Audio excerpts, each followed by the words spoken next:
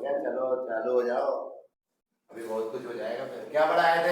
Atomic radius हो गया, ionic radii करो। देखो आयनिक रेडियाई है ना, ये एटॉमिक रेडियस के बाद जो दूसरा ट्रेंड होता है वो क्या होता है? आयनिक रेडियाई है ना। तो ये भी जो है आयनिक रेडियाई जो है अपना, अगर आइसो इलेक्ट्रॉनिक स्पीशीज है, क्या है मतलब वो स्पीशीज जिनमें सेम नंबर ऑफ इलेक्ट्रॉन है, तो एनायन पे जितना चार्ज होगा, एनायन पे क्या चार्ज, देखो एनायन का साइज ज्यादा होगा न्यूट्रल वाले स्पीशीज से और न्यूट्रल वाले का ज्यादा होगा कैटायन वाले से, है ना। कब? जब सब आपस में सेम इलेक्ट्रॉन, एनायन में जो इलेक्ट्रॉन है वही न्यूट्रल में वही कैटायन में। क्लियर? जनरल ट्रेंड है, हमेशा नहीं, जनरल। और जैसे एग्जांपल देखो, अगर मैं आपको दूं यहाँ पे, देखो N3 minus O2 minus F minus है ना, Na प्लस Mg2 प्लस और Al3 प्लस, बताओ इन सब में कितने इलेक्ट्रॉन है? 10, सब में 10 इलेक्ट्रॉन है। तो बताओ किसका साइज ज्यादा होगा, एनायन, न्यूट्रल या कैटायन? तो एनायन मतलब ये पक्का है कि ये तीनों का साइज इन तीनों से ज्यादा। अब एनायन में भी, एनायन में याद रखना जितना चार्ज होगा एनायन में, चार्ज ज्यादा तो साइज ज्यादा एनायन में, है ना, ठीक है। और कैटायन में चार्ज ज्यादा तो साइज कम, ठीक है। तो यहाँ पे हम देखो कैटायन में चार्ज ज्यादा तो साइज सबसे कम, और एनायन में चार्ज ज्यादा तो साइज ज्यादा, समझ लो साइज ज्यादा होगा। हाँ, तो ये अपना हो गया कि नहीं बताओ, साइज का ऑर्डर हुआ कि नहीं, आयनिक रेडियाई का ऑर्डर। ये जेई में 5 बार आ चुका है, 5 बार आ चुका है, नीट में भी कई बार आ चुका है, तो इम्पोर्टेंट हो जाता है ये ऑर्डर, ठीक है। तो फिर आ सकता है मतलब ये, तो ये पहली चीज आयनिक रेडियाई में। दूसरी चीज बताओ, अगर सेम स्पीशीज है, क्या है? Same species. हाँ, स्पीशीज मतलब ये नहीं जानवर, घोड़े, बकरे, वो सब नहीं लेना, प्लांट वाला भी मत ले लेना। क्या स्पीशीज मतलब? केमिकल एलिमेंट या कंपाउंड जो स्पीशीज, तो एलिमेंट अगर वो सेम है, मान लो ए है कोई एलिमेंट और उस पे चार्ज माइनस है ना, तो उसका साइज भी न्यूट्रल वाले से ज्यादा और कैटायन का सबसे कम होगा, और उस पे और चार्ज होगा तो A2 माइनस है ना, एंड सो ऑन। जितना नेगेटिव चार्ज बढ़ेगा उतना साइज बढ़ेगा, बता चुके। आया ना, अरे नेगेटिविटी आएगी तो साइज बढ़ता है कि नहीं? ठीक, तो नेगेटिव जितना होगा उतना साइज बढ़ेगा। तो ये हो गया। जैसे अगर तुमसे बोला जाए I माइनस है, I है और I प्लस है ना, तो कौन किसका साइज बढ़ा? I माइनस, है ना। N minus is greater than N greater than N plus, ऐसे याद रख सकते हो। Fe2 प्लस और Fe3 प्लस में कौन बढ़ा? Fe2 प्लस, समझ रहे हो, क्योंकि चार्ज पॉजिटिव चार्ज कम है, पॉजिटिव चार्ज कम होगा तो साइज ज्यादा होगा, ठीक है। तो नोट करो, आइसो इलेक्ट्रॉनिक स्पीशीज में ये बातें क्रूशियल हैं, ज्यादातर आती हैं। और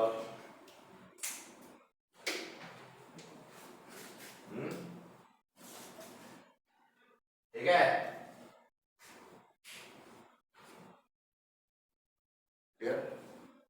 अब देखो नेक्स्ट है,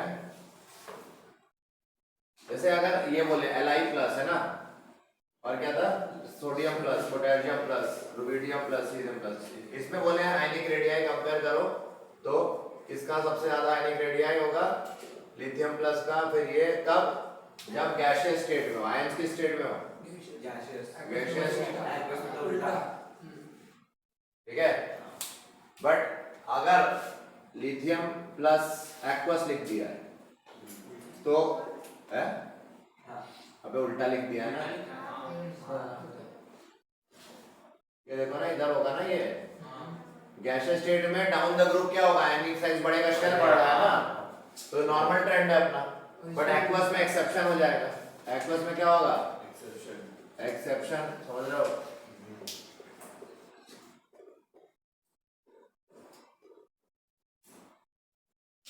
एक्वस में क्या हो गया? आयनिक रेडियाई किसका ज्यादा? लिथियम प्लस, बिकॉज यहाँ आयनिक रेडियाई वर्ड की जगह अब हम हाइड्रेटेड रेडियाई, हम बोलेंगे ionic radii is inversely proportional to क्या? हाइड्रेटेड रेडियाई, समझ रहे हो? होता क्या एक्वस मीडियम में आयनिक रेडियाई जो है वो हाइड्रेटेड रेडियाई अगर देखें तो बढ़ जाता है। क्या हो जाता है? जैसे लिथियम प्लस छोटा है ना, सबसे छोटा कौन है साइज में? लिथियम प्लस, तो उसको ज्यादा वाटर मॉलिक्यूल घेरते हैं, समझ रहे हो? और वाटर मॉलिक्यूल घेरने से इसका हाइड्रेटेड रेडियाई देखो बढ़ गया कि नहीं? बट सोडियम प्लस को उतना हाइड्रेट नहीं करते, सोडियम प्लस को लिथियम प्लस जितना हाइड्रेट नहीं करते। यहाँ देखो, यहाँ रेडियस ज्यादा है, यहाँ रेडियस हाइड्रेटेड रेडियाई कम है, समझ रहे हो? तो हाइड्रेट कौन होता है? जो छोटा आयन होता है, कैटायन। जो छोटा कैटायन है वो ज्यादा हाइड्रेट होता है, ठीक है? क्लियर? तो हाइड्रेटेड रेडियाई किसकी ज्यादा हो गई? Lithium plus. तो ये जो ऑर्डर है ये हाइड्रेटेड रेडियाई का ऑर्डर है, या आयनिक रेडियाई इस केस में हाइड्रेटेड रेडियाई को ही बोल रहे हैं। आयनिक रेडियाई किसको बोल रहे हैं इस केस में, है ना? तो इन जनरल में एक रेडियाई टर्म इस्तेमाल कर दूं, समझ जाना। अगर बोले आयनिक रेडियाई तो भी यही ऑर्डर लिख देना। क्यों? एक्वस दे रखा है, मतलब वो हाइड्रेटेड रेडियाई मतलब हुआ उसको। क्या मतलब हुआ? ठीक है? तो ये अभी कंफ्यूजन हटा दो, इसको भूल जाओ, अभी कंफ्यूज ना हो, ठीक है? फिर तो ऐसा क्यों हो रहा है कि छोटा कैटायन है तो ज्यादा वाटर मॉलिक्यूल घेर रहे हैं ना, स्टेबलाइज करने के लिए। क्यों? स्टेबलाइज करने के लिए। क्यों? क्योंकि छोटा अगर चार्ज है और तो चार्ज डेंसिटी ज्यादा होगी कि नहीं? चार्ज डेंसिटी क्या होगी? चार्ज डेंसिटी क्या होती है? चार्ज पर यूनिट वॉल्यूम आया ना, और वॉल्यूम कम है ना साइज छोटा होने की वजह से। और चार्ज क्या है उसका? चार्ज सब पे सेम ही है, +1। तो हम बोलेंगे चार्ज ज्यादा वॉल्यूम कम, मतलब चार्ज डेंसिटी क्या होगी? ज्यादा, है ना? भाई न्यूमरेटर बड़ा है तो फिर ये बढ़ गया, डिनोमिनेटर छोटा है तो भी न्यूमरेटर बढ़ गया, ये फ्रैक्शन बढ़ गया, है कि नहीं? तो इस पे चार्ज डेंसिटी ज्यादा होने की वजह से वाटर मॉलिक्यूल इसकी तरफ ज्यादा अट्रैक्ट होंगे ना, छोटे आयन की वजह से, समझ रहे हो? तो जितना छोटा आयन उतना ज्यादा वाटर मॉलिक्यूल अट्रैक्ट होंगे, हाइड्रेट करेंगे और स्टेबलाइज करेंगे।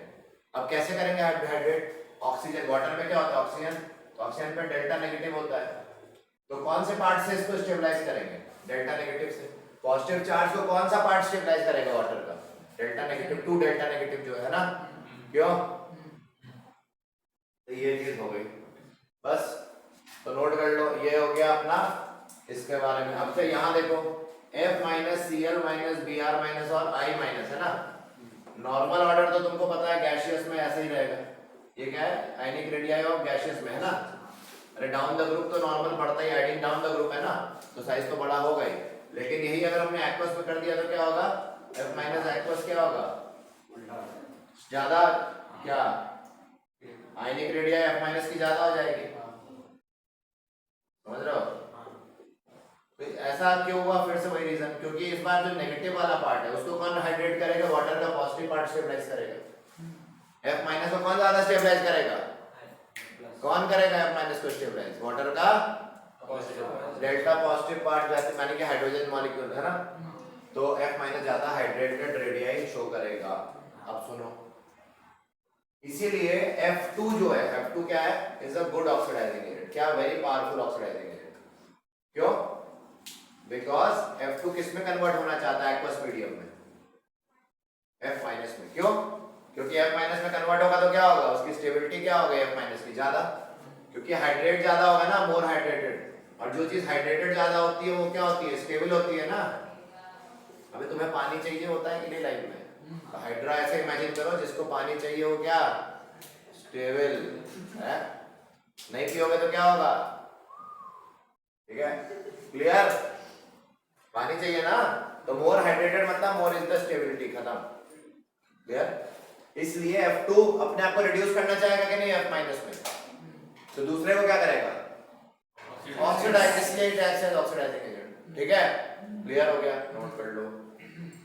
इसीलिए F2 is better oxidising agent than Cl2 than Br2, क्योंकि ज्यादा हाइड्रेट हो रहा है, स्टेबलाइज हो रहा है, समझ रहे हो? नहीं तो ये अगर हमें बोला जाए, ये किसका ऑर्डर हमने बता दिया? ऑक्सीडाइजिंग पावर का। ऑक्सीडाइजिंग एजेंट कौन बेटर? नोट करो।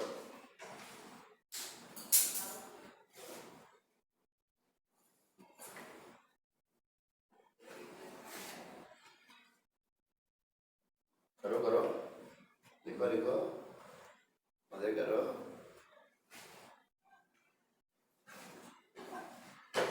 किया कि नहीं? मजे कर लिया? हैं? क्यों भाई?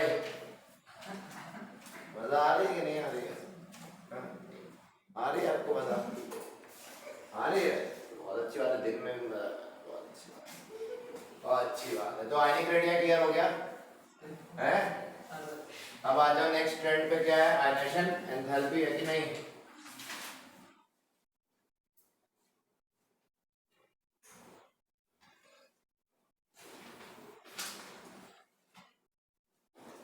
सेकंड ट्रेंड नहीं, हाँ ठीक है, एटॉमिक रेडियस आयनिक रेडियस हो गया। फिर नेक्स्ट ट्रेंड है हमारा आयनाइजेशन, क्या? एंथैल्पी आयना, ionisation enthalpy delta H I करके डिनोट किया जाता है। इसकी डेफिनेशन क्या है भाई? It is the energy required to remove an electron from an isolated gaseous atom in its ground state, in its किस स्टेट में? Ground state. समझ रहे हो मेरी बात? तो देखो जैसे X ग्राउंड स्टेट में गैसियस एटम है, G मतलब गैसियस एटम है ग्राउंड स्टेट। आइसोलेटेड क्यों रखना चाहते हैं हम? रीडिंग करेक्ट आएगी। आइसोलेटेड क्यों होना चाहिए? किसी और के इन्फ्लुएंस में रीडिंग गलत आएगी ना फिर आयनाइजेशन एंथैल्पी की। What is ionization enthalpy? इसको हम कितनी एनर्जी दें इस एटम को जो कि ग्राउंड स्टेट में है, गैसियस है, जिससे इससे एक इलेक्ट्रॉन निकलवा के इसको आयनाइज कर सके, इसको आयनाइज कर सके। इसको आयनाइजेशन एंथैल्पी मतलब हमें आयनाइजेशन एंथैल्पी देनी है या इसको ये रिलीज करेगा? देनी पड़ेगी ना। We have to give it some energy, right? उसी को आयनाइजेशन एंथैल्पी बोल रहे हैं कब? जब उसको एनर्जी दे रहे हैं हम। It is this energy will be called the energy given to this atom will be called ionization enthalpy if it is helping us to remove this electron, है ना? तो निकलवा रहा है ना, X से इलेक्ट्रॉन निकाला, X पे क्या चढ़ा? पॉजिटिव। ये पॉजिटिव गैसियस आयन बना। अब बताओ डेल्टा एच आई कब ज्यादा देना पड़ेगा? डेल्टा एच आई की वैल्यू अगर ज्यादा है यानी कि X प्लस क्या हो रहा होगा? लेस स्टेबल हो रहा होगा। क्या हो रहा होगा? और डेल्टा एच आई की वैल्यू कम है तो हम क्या बोलेंगे? X प्लस मोर स्टेबल हो रहा होगा। मतलब समझो, अगर हमें इसको ज्यादा एनर्जी देनी पड़ रही है X को निकलवाने के लिए, क्या? इलेक्ट्रॉन। अगर हमें X को ज्यादा एनर्जी देनी पड़ रही है इलेक्ट्रॉन निकलवाने के लिए, यानी कि X इलेक्ट्रॉन नेचुरली लूज नहीं करना चाहता होगा, तभी तो हमें ज्यादा देनी पड़ रही है। समझ रहे हो क्या कह रहा हूँ? ध्यान से सुनना, नहीं समझ में आएगा। X से अगर हमें इलेक्ट्रॉन निकलवाना है कि नहीं, तो अगर हमें ज्यादा आयनाइजेशन एंथैल्पी देनी पड़ रही है इलेक्ट्रॉन निकालने के लिए, यानी कि इसकी वैल्यू ज्यादा है, यानी कि इलेक्ट्रॉन निकालना मुश्किल होगा, आसान? मुश्किल, क्योंकि हमें ज्यादा देनी पड़ रही है एनर्जी इलेक्ट्रॉन, यानी कि नेचुरली इलेक्ट्रॉन नहीं निकालना चाह रहा था। क्यों नहीं निकालना चाह रहा था? क्योंकि ये लेस स्टेबल हो रहा होगा। कोई भी अपने आप को लेस स्टेबल नहीं करना चाहेगा, इसलिए ज्यादा एनर्जी लेता होगा। बोलेगा, है ना? और अगर ये कम एनर्जी में ही इलेक्ट्रॉन दे दे, यानी कि पहले से डेस्परेट बैठा था, जल्दी से इलेक्ट्रॉन निकालना है मुझे, कोई बस थोड़ी सी एनर्जी दे दे, मुझे इनिशिएट कर दे बस, मुझे मैं निकल जाऊं, है ना? मैं निकाल दूं इलेक्ट्रॉन। तो इसने अगर डेल्टा एच आई कम लिया होगा, यानी कि नेचुरली इलेक्ट्रॉन निकालना चाह रहा होगा, क्यों? जिससे ये स्टेबल हो जाए। तो ये रिलेटिवली क्या हो गया? स्टेबल। कब? जब एनर्जी कम ली। समझ रहे हो? यानी कि अगर X प्लस बनने में एनर्जी इसने कम ली तो ऑब्वियसली X प्लस बनना चाह रहा था, है ना? और अगर X प्लस बनने में इसने एनर्जी ज्यादा ली तो X प्लस नहीं बनना चाह रहा था। समझ में आ गई बात? कोई चीज लिखी है, तो ये कॉन्सेप्ट दिमाग में रखना। अब फर्स्ट कितने इलेक्ट्रॉन निकाले हमने? एक। तो फर्स्ट टाइम इलेक्ट्रॉन निकाला है न्यूट्रल से, एटम से, तो उसको फर्स्ट आयनाइजेशन एंथैल्पी कहते हैं, है ना? फर्स्ट। यहाँ पे हम डेल्टा एच आई 1 लगा देते हैं। अगर एक और बार अगर इससे इलेक्ट्रॉन निकाला जाए, देखो इससे, ये देखो X प्लस 1 गैसियस लिया हमने, ये जो बना था, अब इससे हमने फिर इलेक्ट्रॉन निकाला तो क्या बनेगा? X2 प्लस गैसियस आया ना। इस बार जो एनर्जी लगी उसको क्या बोलेंगे? Second ionization enthalpy. फिर तीसरी बार निकालोगे उस एनर्जी को क्या बोलोगे? Third ionization enthalpy. समझ रहे हो? पहली बार एनर्जी हमेशा जितनी भी लगी हो उससे ज्यादा ही एनर्जी सेकंड टाइम लगेगी निकालने में। बोलो क्यों? बोलो। मैंने क्या बोला, समझ में आया? मैंने बोला कि भाई delta H I 1 is always less than delta H I 2 is always less than delta H I 3। इनको बोलते हैं successive ionization enthalpy. Successive ionization enthalpies क्या होती है? यानी कि एक पहली बार इलेक्ट्रॉन निकालने के लिए जो एनर्जी जितनी भी लगे, चाहे ज्यादा चाहे कम, उससे भी ज्यादा एनर्जी लगती है सेकंड टाइम इलेक्ट्रॉन निकालने में, और उससे भी ज्यादा एनर्जी लगती है थर्ड टाइम इलेक्ट्रॉन निकालने में। मतलब अगर मैंने X2 प्लस ले लिया और इसको इससे मुझे 3+ बनाना है, तो मुझे और एनर्जी देनी पड़ेगी कि नहीं? तो हम बोल रहे हैं कि ये जो थर्ड टाइम एनर्जी देनी पड़ रही है इसको ये निकालने के लिए वो और ज्यादा लग रही है। समझ रहे हो? ऐसा क्यों? इसका ये वजह है क्योंकि जब पहली बार इलेक्ट्रॉन निकाला होगा तो इलेक्ट्रॉन रिलेटिवली कम हो गए ना, यहाँ पे इलेक्ट्रॉन कम हुए तो पुल बढ़ गया कि नहीं? न्यूक्लियर जेड इफेक्टिव बढ़ गया कि नहीं? इलेक्ट्रॉन कम हुए, प्रोटॉन ज्यादा होते हैं तो जेड इफेक्टिव बढ़ जाता है। अरे कम इलेक्ट्रॉन को खींचना ज्यादा तेजी से खींचेगा ना, क्योंकि प्रोटॉन तो फिक्स है, इसमें जितने प्रोटॉन वही इतने प्रोटॉन इसमें भी है ना, उतने प्रोटॉन इसमें भी। प्रोटॉन थोड़ा ना कूद के बाहर जाते हैं, एटम के अंदर रहते हैं वो, न्यूक्लियस के अंदर। सो प्रोटॉन सेम है, इलेक्ट्रॉन निकालते जा रहे हो तो पुल बढ़ता जाएगा ना, प्रोटॉन ज्यादा स्ट्रांगली खींचेंगे इलेक्ट्रॉन को, न्यूक्लियस ज्यादा स्ट्रांगली खींचेगा, तो हम क्या बोलेंगे? यहाँ पे जेड इफेक्टिव बढ़ता जा रहा है कि नहीं? इस डायरेक्शन में जा रहा हो। तुमने जब फर्स्ट टाइम इलेक्ट्रॉन निकाला तो पुल बढ़ गया, सेकंड टाइम निकालोगे और पुल बढ़ जाएगा, यानी कि हर बार इलेक्ट्रॉन निकालना मुश्किल होता जा रहा है ना, क्योंकि जेड इफेक्टिव बढ़ता जा रहा है हर बार। समझ रहे हो? इसलिए थर्ड टाइम निकालना और मुश्किल, क्योंकि थर्ड टाइम और जेड इफेक्टिव बढ़ गया होगा। पक्का? तो जेड इफेक्टिव बढ़ने से साइज क्या होता है? कम, डिक्रीज होता है, हाँ या ना? तो आयनाइजेशन एंथैल्पी बढ़ने से साइज क्या होता है? कम, और साइज कम होता है तो जेड इफेक्टिव बढ़ता है। तो एक रिलेशन मिल गया आयनाइजेशन एंथैल्पी जेड इफेक्टिव में, नोट करो।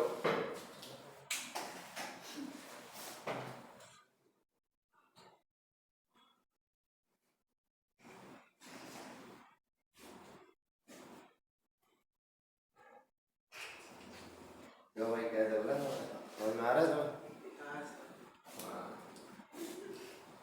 समझ में तो बहुत कुछ आता है, कर नहीं पा रहे,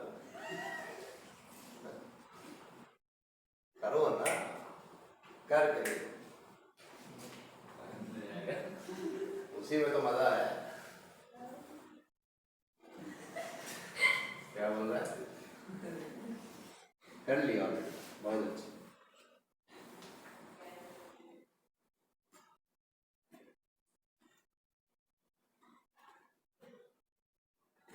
ठीक है, तो ये भाई ये हो गया, यानी कि हर बार इलेक्ट्रॉन निकालना मुश्किल होता है, इसलिए आयनाइजेशन एंथैल्पी बढ़ती जा रही है।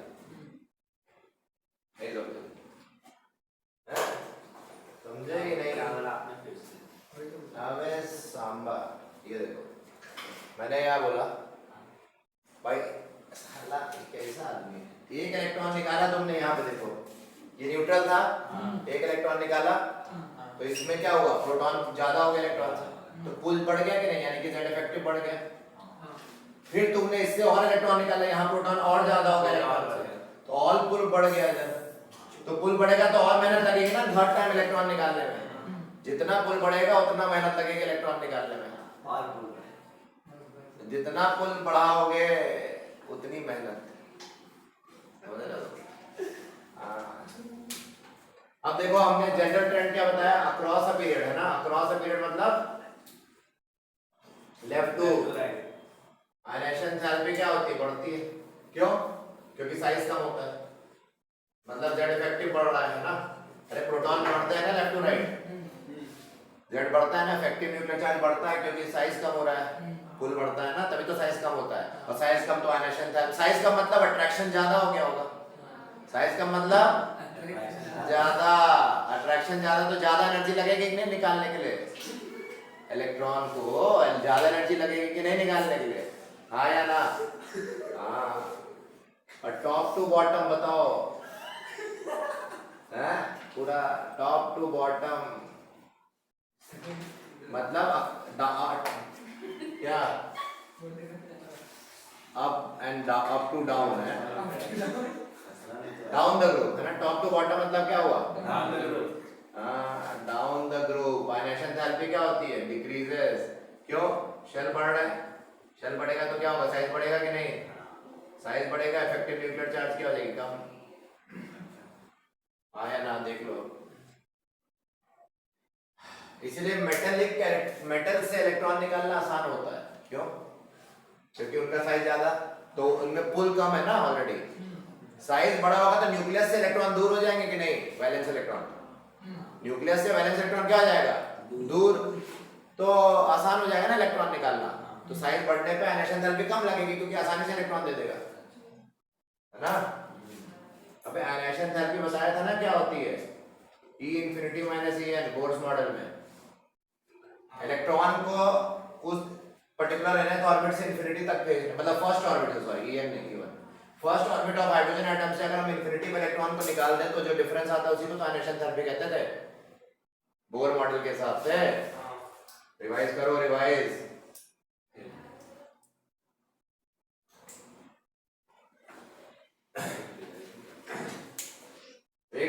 नेक्स्ट जल्दी करो, फास्ट। अब एक्सेप्शंस देखेंगे यहाँ।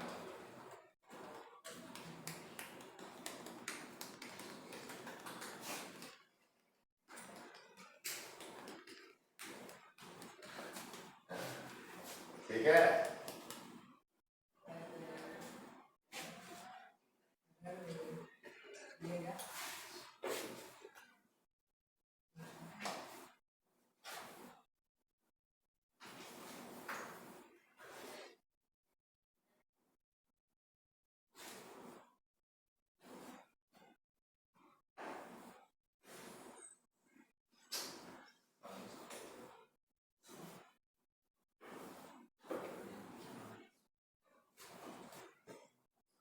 ये बताओ अगर साइज ज्यादा होगा एटम का तो ज्यादा आसानी से इलेक्ट्रॉन निकलेगा कि नहीं?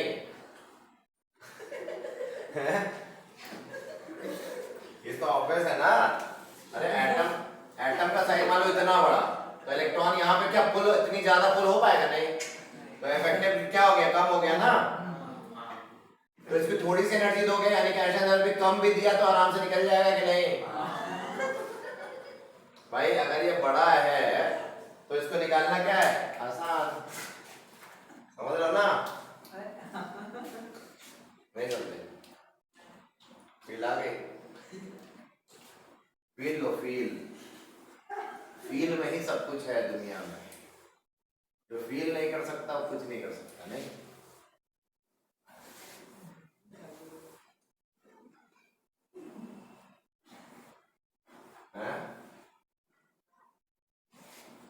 फील कीजिए, फील। ठीक है, क्यों मित्रों? करें आगे? तो एक्सेप्शन देखो, एक्सेप्शन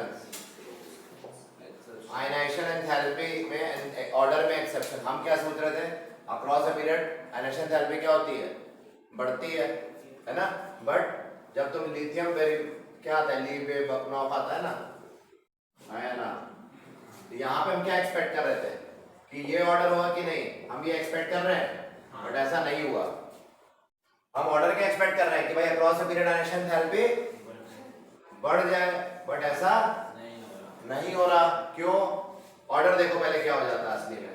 Li के बाद क्या आ जाता है, बोरॉन, फिर बेरिलियम, फिर कार्बन, फिर नाइट्रोजन, फिर ऑक्सीजन, फिर नाइट्रोजन, फिर फ्लोरीन। ये सच्चा ऑर्डर हो गया। करो देखो,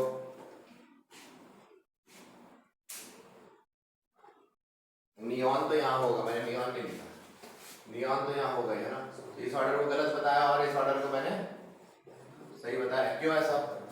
देखो इधर, हमें एक्सेप्शन देखो, यहाँ पे एक्सेप्शन आया और यहाँ पे एक्सेप्शन आया, स्वैप हो गया ना। क्यों? देखो ये ग्रुप कौन सा है, ग्रुप 2 एलिमेंट है। कौन? बेरिलियम क्या है, ग्रुप 2 एलिमेंट है। और ये क्या, ग्रुप 13 एलिमेंट। ग्रुप 2 एलिमेंट्स की इलेक्ट्रॉनिक कॉन्फ़िगरेशन क्या होती है, 1s2 या 2s2 3s2, है ना। मतलब इन जनरल ns2 होता है ना इनमें, और ये क्या होता है, ns2 np1। तो बताओ किससे इलेक्ट्रॉन निकालना आसान होगा? ऑब्वियसली इससे, क्योंकि ये अगर इलेक्ट्रॉन निकाल दे तो स्टेबल बन जाएगा, ns2 एक्वायर कर लेगा जो कि स्टेबल होता है। तो ये जल्दी इलेक्ट्रॉन आसानी से देगा ना। और बेरिलियम उतनी आसानी से, क्योंकि कंप्लीटली ऑलरेडी पहले से फुलफिल्ड है, ये ऑलरेडी स्टेबल है, इससे इलेक्ट्रॉन निकालना मुश्किल नहीं आसान। अबे बेरिलियम से इलेक्ट्रॉन निकालना मुश्किल है ना, क्योंकि पहले से स्टेबल ns2 है, फुल्ली फिल्ड है, इसलिए इसको ज्यादा एनर्जी लगेगी, इसलिए इसको यहाँ रखा गया है ज्यादा एनर्जी वाली साइड पे। तो बोरॉन से ज्यादा एनर्जी हो जाती है बेरिलियम की, यानी कि ग्रुप 13 और 12 में ग्रुप 2 एलिमेंट्स की आयनाइजेशन एंथैल्पी क्या होगी, जनरली ज्यादा होनी चाहिए। अब आ जाओ इधर, ऑक्सीजन और नाइट्रोजन में देखो, नाइट्रोजन किस में आता है 15 वालों का क्या होता है NH2NP3, और ऑक्सीजन किस में आता है 16 वालों का क्या होता है NH2NP4। बताओ NP ये तो हाफ फील्ड है ना, स्टेबल है, तो ये इसको ज्यादा एनर्जी लगेगी ना नाइट्रोजन को इलेक्ट्रॉन निकालने के लिए, ऑक्सीजन से तो ज्यादा लगेगी। ऑक्सीजन नेचुरली दे देगा इलेक्ट्रॉन, बोलेगा भाई ले ले इलेक्ट्रॉन जिससे मैं स्टेबल हो जाऊं, तो ये कम एनर्जी लेके ही स्टेबल हो जाएगा। तो आयनेशन एंथैल्पी यहाँ क्या लगी ऑक्सीजन में कम, तो इसलिए ऑक्सीजन में आयनेशन एंथैल्पी कम लगने की वजह से यहाँ आ गया, और नाइट्रोजन में आयनेशन एंथैल्पी बहुत ज्यादा लगेगी एज कंपेयर्ड टू ऑक्सीजन। क्यों? क्योंकि हाफ फील्ड पहले से ही है, इसको आयनाइज करना मुश्किल ना, इलेक्ट्रॉन निकालना मुश्किल नाइट्रोजन से, क्योंकि ऑलरेडी स्टेबल है, तो इसलिए आयनेशन एंथैल्पी ज्यादा लगी यहाँ पे। तो ये हमारा आयनेशन एंथैल्पी का एक्चुअल ऑर्डर होगा। तो यहाँ पहला एक्सेप्शन आया हमारा, ये फर्स्ट एक्सेप्शन। सेकंड एक्सेप्शन यहाँ नोट करो पहले, इसी के अंदर सेकंड एक्सेप्शन भी बता दिया। यहाँ पे देखो, यहाँ पे चेंज आया था ना, तो 13 जनरली और यहाँ पे 16 जनरली, सॉरी 15 जनरली है, 16 जनरली लेस देन 15 है ना। Ionisation enthalpy of group 16 elements less than 15 generally and 13 less than second group, ये ग्रुप वाली बात हो रही है, आया ना, नोट करो। फिर क्या आ गया बोलो, सेम यहाँ पे आ गया कि नहीं, NaMg आयनेशन एंथैल्पी, ना मांगो आलसी पास्कल में बताया था, आया ना। तो बताओ आयनेशन किसका ज्यादा होना चाहिए था, ऐसे होना चाहिए था कि नहीं, बट ऐसा हुआ नहीं, एक्सपेक्टेड ऑर्डर नहीं हुआ। ऐसा हुआ क्या एक्चुअली में, यहाँ पे स्वैप हो जाएगा कि नहीं, सेम रीजन सेम है, समझ रहे हो कि नहीं। मैग्नीशियम ग्रुप 2 है ना, जैसे बेरिलियम क्या था ग्रुप 2, उसी तरह मैग्नीशियम भी क्या है ग्रुप 2 एलिमेंट है। इधर नहीं, यहाँ पे फास्फोरस की जगह क्या आएगा, पहले सल्फर, फिर फास्फोरस और फिर Cl और फिर आर्गन, समझ रहे हो क्यों। यहाँ पे जैसे नाइट्रोजन ऑक्सीजन में स्वैपिंग हुई, वैसे सल्फर फास्फोरस में स्वैपिंग हुई, रीजन बीइंग सेम। क्लियर हो गया। तो ये एक्चुअल ऑर्डर होगा ना कि ऊपर वाला, तो this is the correct order, not this. तो यहाँ एक्सेप्शन आ गया थर्ड पीरियड और सेकंड पीरियड में, नोट करो।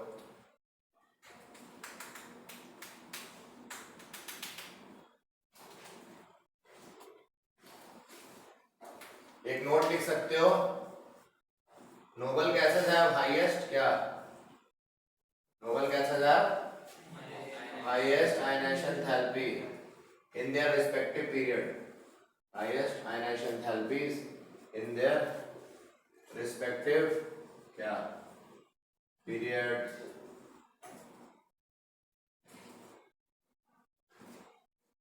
In fact ionization enthalpy was the reason कि एक साइंटिस्ट बार्टलेट ने नोबल गैस का कंपाउंड डिस्कवर किया था। ये तो पहली बार नोबल गैस का कंपाउंड बार्टलेट ने डिस्कवर किया बाय कंपेयरिंग आयनाइजेशन एंथैल्पीज होगी। तो आयनाइजेशन एंथैल्पी एक इंपॉर्टेंट टॉपिक है, ठीक है। Noble gases have highest ionization enthalpy in their respective period, याद रखना, देख ही रहो ना। अरे आर्गन सबसे ज्यादा है कि नहीं, वहां नियॉन ज्यादा है।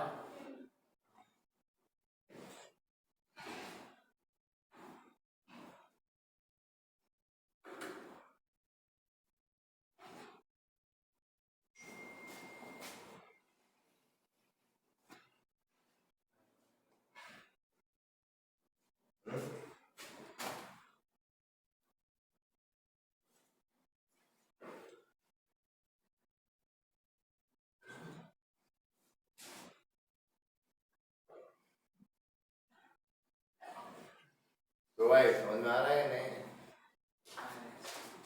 आ रहा है। नेक्स्ट एक्सेप्शन देखो, एक्सेप्शन 1 हो गया, सेकंड एक्सेप्शन नीचे मत करिए, नीचे इसका क्या मतलब हुआ,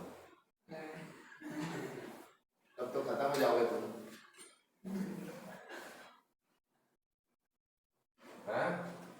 फर्स्ट एक्सेप्शन समझ में आया। दूसरा एक्सेप्शन क्या है कि ionization enthalpy of gallium is less than aluminium है। देखो ये बताया था कि नहीं, ये ग्रुप 13 एलिमेंट होते हैं कि नहीं ऐसे, तो down the group ionization enthalpy क्या होती है, कम। तो ऐसा ऑर्डर, कैसा ऑर्डर होना चाहिए डाउन द ग्रुप, ऐसा तो हम एक्सपेक्ट कर रहे थे एल्यूमिनियम का क्या हो, गैलियम से ज्यादा, क्या बड़ा नहीं, साइज नहीं कर रहा है, सब चीज साइज नहीं होती जीवन में। आयनाइजेशन थेरेपी क्या, आयनाइजेशन थेरेपी क्या हो, किसकी, एल्यूमिनियम की, बट क्या हो गया, गैलियम की ज्यादा, पुअर शील्डिंग ऑफ 3d10 बताए थे साइज में, साइज क्योंकि गैलियम का क्या हो गया, size almost, radius of gallium almost radius of aluminium हो गया, या ऐसे सोचो ऑलमोस्ट साइज कम हो, साइज ज्यादा हो गया ना, सॉरी अबे चुप हो जा भाई सर वो सेम ही लिखा है, सेम ही भाई, रेस्ट्रिक्टेड हो दोनों भी, ऑलमोस्ट सिमिलर है, ऑलमोस्ट सिमिलर है, नहीं साइज की बात अगर करें, सुन लो ना, हमने उल्टा लिख दिया क्या, हाँ भाई, हमें सेम ही लिखा है ना, तो हम बोलेंगे कि गड़बड़ आ रहा है। Ionization therapy of gallium aluminium से क्या होगा, होना क्या चाहिए था, एल्यूमिनियम का ज्यादा, बट गैलियम का ज्यादा हो गया, क्यों, क्योंकि गैलियम का जो साइज है वो कम हो गया ना, as compared to what it would have been, क्यों, पुअर शील्डिंग ऑफ 3d10 बताया था लास्ट टाइम एटॉमिक साइज में, तो साइज कम होगा तो आयनाइजेशन थेरेपी बढ़ती है, तो यहाँ पे क्या हुआ, साइज कम हुआ तो आयनाइजेशन थेरेपी इसकी क्या हो गई, बढ़ गई, तो थोड़ा रिलेटिवली हल्का सा ज्यादा हो गया, बहुत ज्यादा नहीं, बट आयनाइजेशन थेरेपी गैलियम की थोड़ी ज्यादा हो गई, तो ये हमारा नेक्स्ट एक्सेप्शन हो गया, हाँ या ना,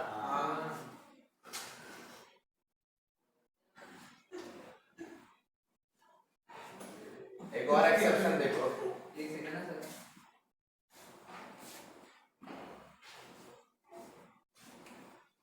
नीचे का मिटा दें, क्यों है?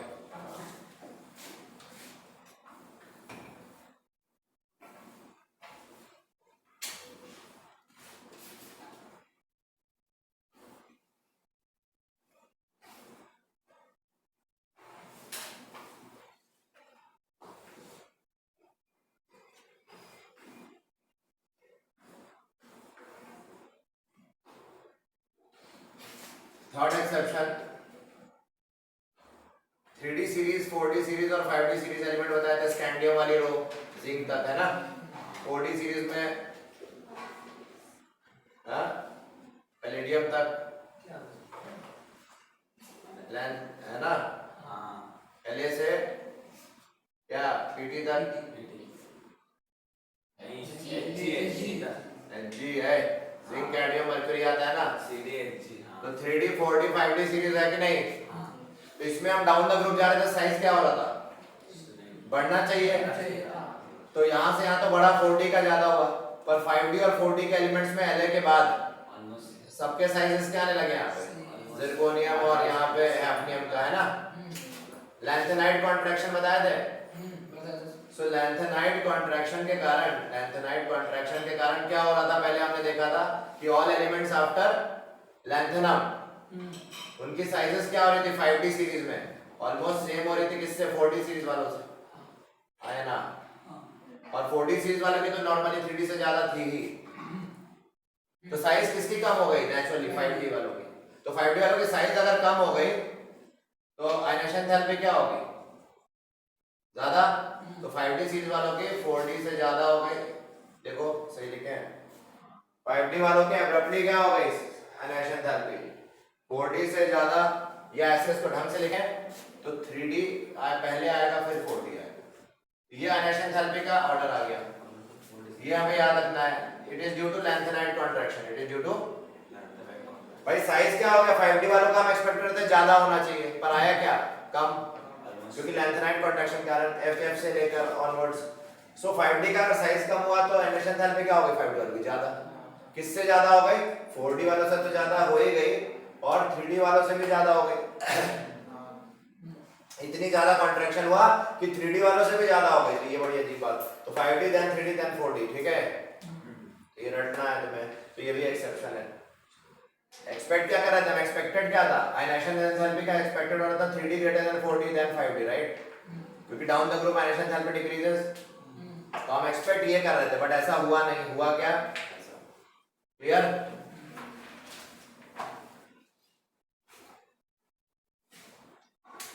एक और एक्सेप्शन लो,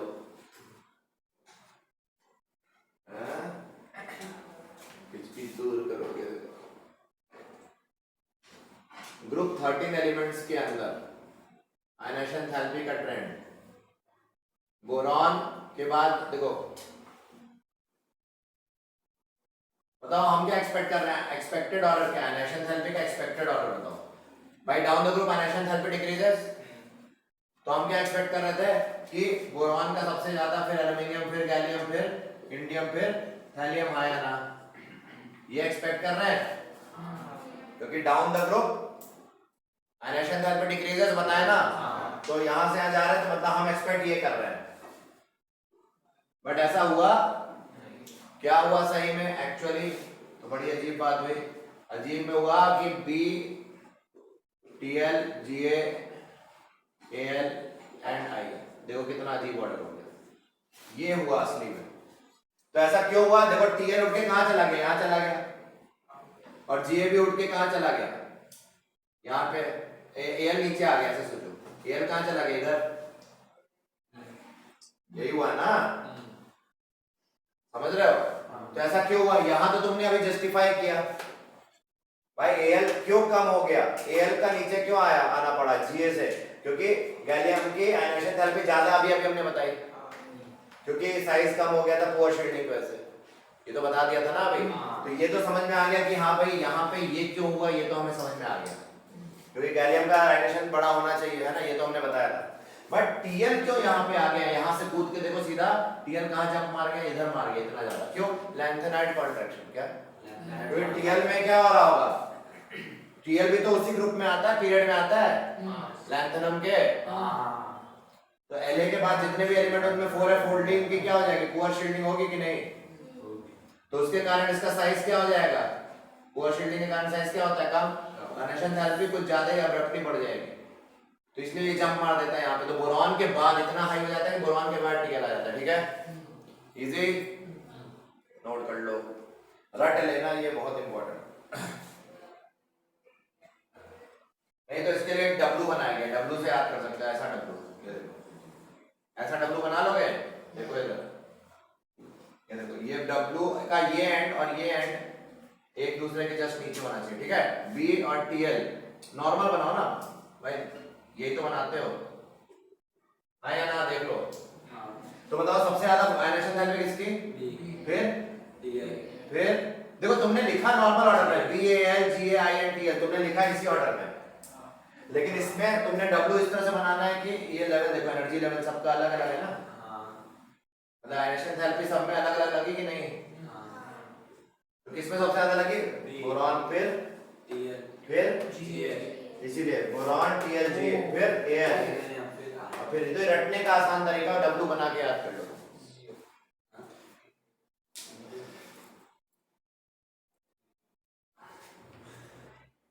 क्लियर हुआ,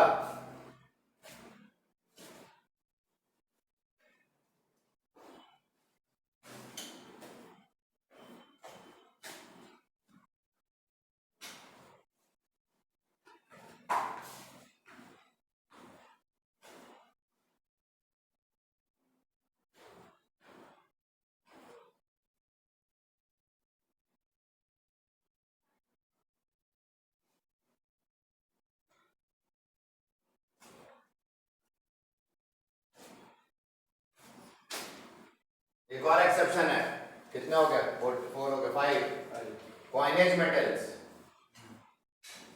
कॉइनेज मेटल होते हैं भाई, इसके यहाँ देखो, जिंक के पहले क्या आता है, कॉपर, यहाँ क्या आता है, सिल्वर, यहाँ क्या आता है, एयू गोल्ड आता है ना, ये तीन जो ग्रुप 11 के होते हैं ना, इनको बोलते हैं कॉइनेज मेटल, क्योंकि इनसे कॉइन बनते हैं, क्या बनते हैं, तो कॉइनेज मेटल में भी जो आयनेशन एंथैल्पी का ऑर्डर हम क्या एक्सपेक्ट कर रहे थे, क्या भाई ऐसे, और सॉरी हम एक्सपेक्ट क्या कर रहे थे, कॉपर का सबसे ज्यादा, फिर सिल्वर और फिर गोल्ड, हाँ या ना, बट ऐसा हुआ नहीं, क्यों, क्योंकि ऑलरेडी बता चुका हूँ 5D वालों का 3D से ज्यादा, फिर 4D, तो बताओ कॉइनेज मेटल में क्या ऑर्डर होगा आयनेशन एंथैल्पी का, CU होगा कि AU होगा, अरे 5D का ज्यादा है ना, तो 5D मतलब AU का ज्यादा, फिर 3D, फिर हाँ, फिर AG, समझ में आ रही बात, यहाँ पे भी वही lanthanide contraction is the reason, याद रहेगा।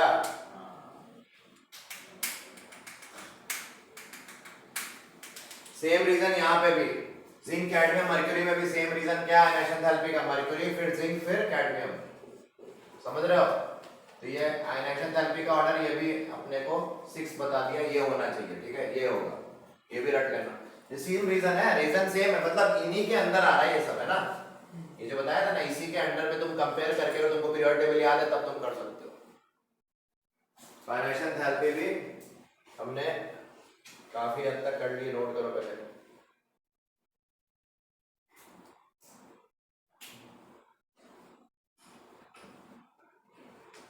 ग्रुप 14 एलिमेंट्स की अगर हम बात करें, 6 हो गया, 7 ग्रुप 14 एलिमेंट्स मतलब कार्बन फैमिली, समझ रहे हो? हाँ, सी एस आई फिर क्या आएगा, जी फिर पीबी फिर एस एन, ठीक है? आना क्या चाहिए था, हम ये सही ऑर्डर है, पर आना क्या चाहिए था, हम क्या एक्सपेक्ट कर रहे थे, down the group ionization enthalpy कम हो, है ना? बस यहाँ पे शिफ्ट हुआ, यहाँ पे शिफ्ट हुआ, समझ रहे हो? ये हम एक्सपेक्ट कर रहे थे पर ऐसा हुआ नहीं, हुआ क्या, बस यहाँ पे ये शिफ्ट हो गया, क्यों? सेम लैंथेनाइड कॉन्ट्रैक्शन फिर से। तो ग्रुप 14 में भी हमारा ये ऑर्डर सही है, आयनाइजेशन एंथैल्पी का ये ऑर्डर माना जाएगा।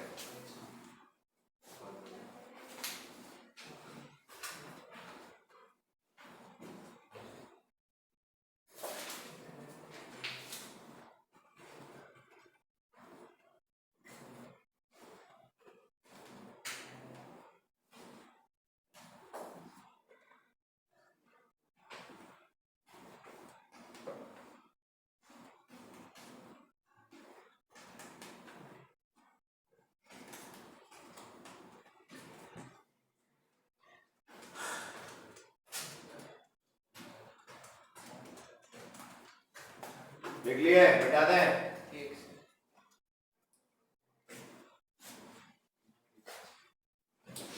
ये तो लिख ही लिया होगा।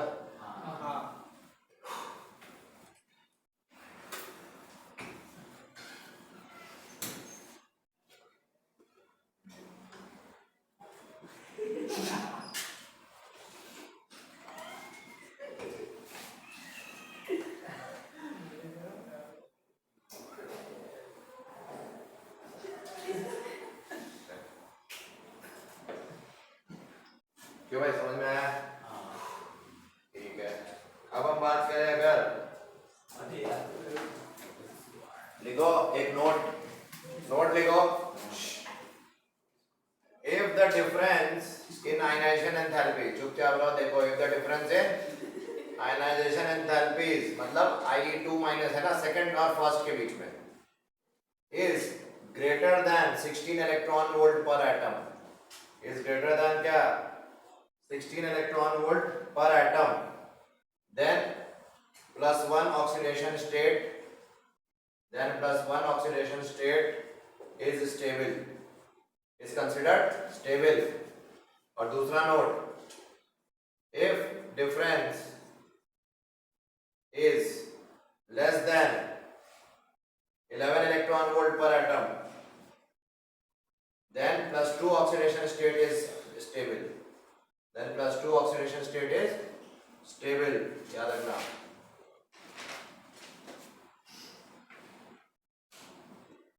ठीक है, क्लियर हो गया कि नहीं, बताओ? है? अबे हाँ है ना।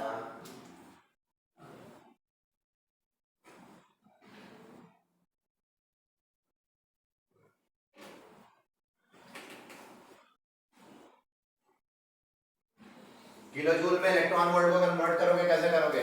1 इलेक्ट्रॉन वोल्ट 96.5 किलो जूल पर मोल। इलेक्ट्रॉन वोल्ट को किलो जूल में कन्वर्ट करना कर लोगे, 96.5 किलो जूल पर मोल, ठीक है, रट लो। या इलेक्ट्रॉन वोल्ट में उसी को किलो जूल में कन्वर्ट कर सकते हो पर मोल, ये पर एटम है, ठीक है? नहीं समझे?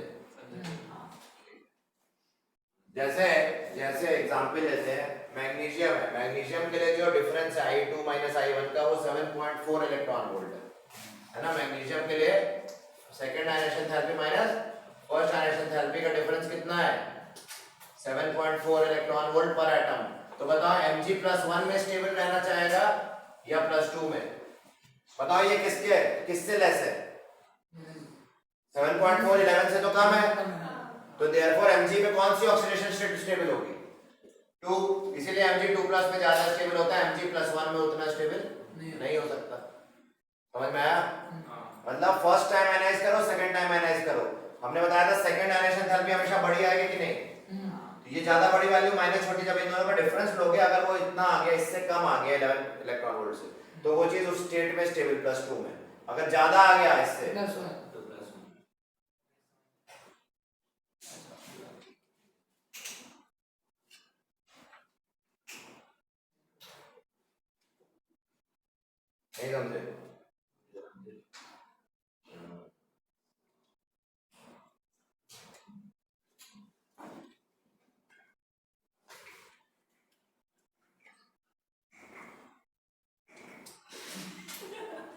ग्रेडेड बनेगा। ठीक है, तो अब जेईई मेन का क्वेश्चन लेते हैं 2016।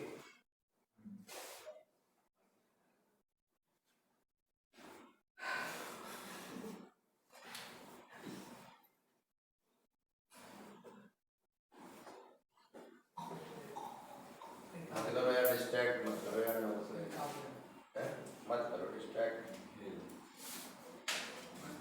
JEE main 2016, which has the highest first ionization enthalpy? First ionization enthalpy किसकी ज्यादा? Scandium, rubidium, sodium, potassium. तो किसकी हाईएस्ट आयनाइजेशन एंथैल्पी?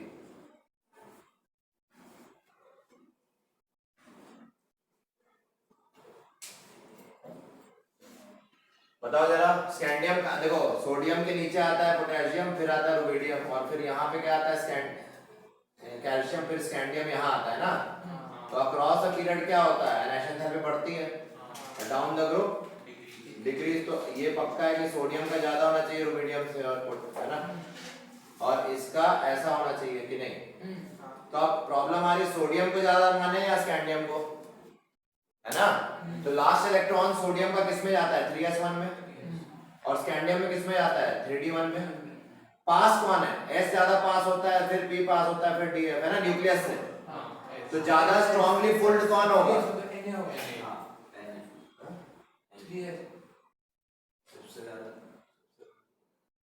सोचो, नहीं होता, इतना आसान नहीं है।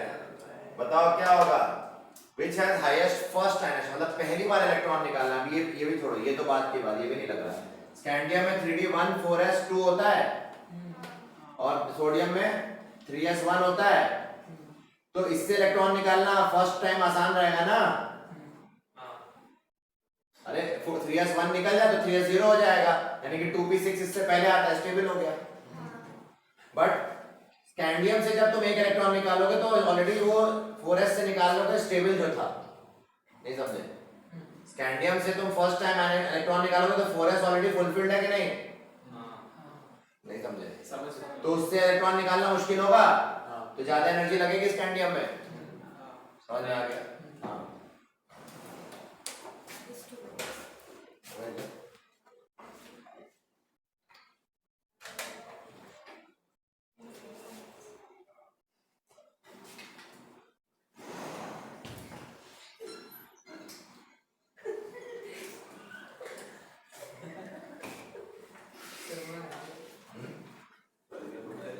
क्यों भाई? Penetration effect. कौन सा इफेक्ट बोलो? हेडिंग डालो इसी में, आयनाइजेशन एंथैल्पी में पेनिट्रेशन इफेक्ट। क्यों भाई? फील आ रही है? कौन सा इफेक्ट? पेनिट्रेशन इफेक्ट में एस की एनर्जी जो पुल है, पुल किस में ज्यादा होगा? यानी कि इफेक्टिव न्यूक्लियर चार्ज किस में ज्यादा? एस में। फिर पी में, है ना, कि न्यूक्लियस के पास होता है। सेम शेल की बात होगी, सेम शेल में पेनिट्रेशन इफेक्ट एस का ज्यादा, तो आयनाइजेशन एंथैल्पी इसमें ज्यादा लगेगी ना एस से इलेक्ट्रॉन निकालने से। समझ रहे हो? आयनाइजेशन एंथैल्पी एस में सबसे ज्यादा लगेगी कि नहीं? क्योंकि s वाले इलेक्ट्रॉन्स न्यूक्लियस के पुल में सबसे ज्यादा होंगे ना, तो आयनाइजेशन एंथैल्पी भी s के इलेक्ट्रॉन को निकालने में सबसे ज्यादा, याद रखना ये क्वेश्चंस इसमें भी आते हैं। तो आयनाइजेशन एंथैल्पी का भी यही ऑर्डर हो जाएगा, s फिर d फिर df, तो इनसे इलेक्ट्रॉन निकालने का भी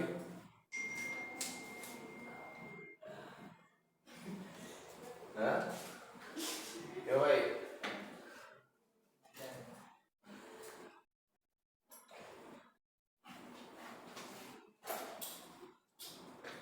ठीक है,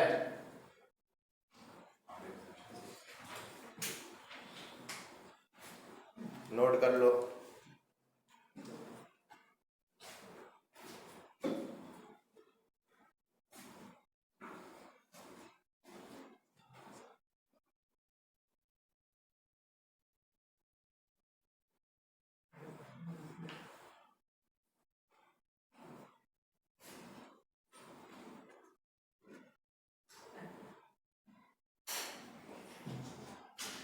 नोट करो भाई, नोट करो मजे।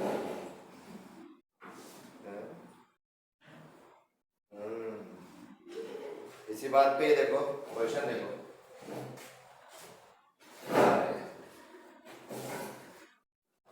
मतलब आज बहुत ज्यादा कुत्ता बनना है तुमको, हाँ? अबे डिस्टर्ब मत करो, वीडियो ऑन है अभी, रिकॉर्डिंग चालू है, वीडियो में अच्छी अच्छी इंफॉर्मेशन जाएगी, हाँ? चाहिए कि नहीं? अच्छी अच्छी, ठीक है। देखो JEE 2017, JEE Main 2017, the electronic configuration